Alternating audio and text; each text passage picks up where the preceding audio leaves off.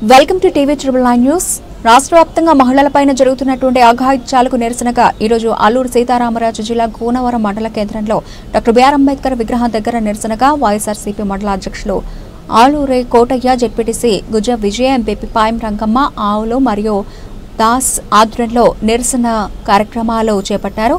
ఈ కార్యక్రమంలో జెడ్పీటీసీ విజయ మాట్లాడుతూ ఈ కార్యక్రమంలో మండల అధ్యక్షులు ఆలూరు కోటయ్య, బీసీసీల జిల్లా కార్యదర్శి ఆవుల మరియదాస్, ఎస్టీసీల రాష్ట్ర కార్యదర్శి గుజ్జబాబు, జిల్లా ఆర్గనైజర్ సెక్రటరీ అరవ దివాకర్, సున్నా అభిరామ్, కారం పార్వతి, యూత్ ప్రెసిడెంట్ సొంత పాపారావు, యూత్ లీడర్ కరకరాజ్ కుమార్, మడకం పూర్ణయ్య, దీకొండ గంగాధర్, కొక్కిరేణి వీరాజు, మండల నాయకులు, ప్రజాప్రతినిధులు, కార్యకర్తలు పాల్గొన్నారు.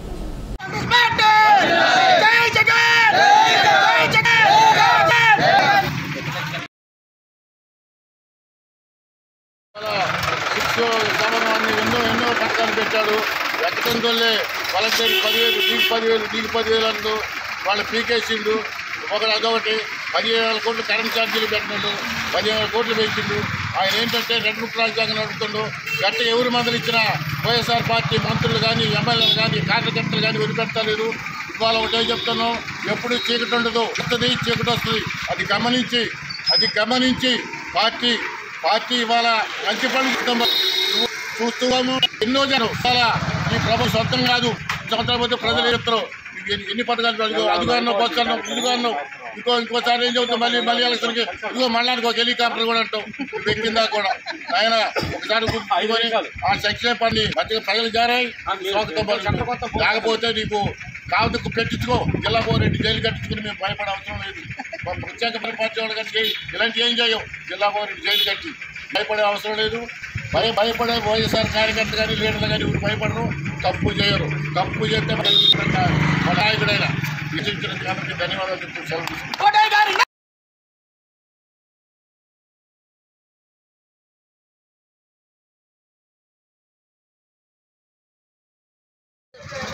మరి రాష్ట్ర వ్యాప్తంగా మహిళలందరూ కలిసి మరి మహిళల మీద, ఆడపిల్లల మీద జరుగుతున్న అత్యాచారాల నిమిత్తంగా ఈరోజు రాష్ట్ర వ్యాప్తంగా ఈ యొక్క నిరసన శైలిని తెలియపరుస్తూ ఉన్నాం.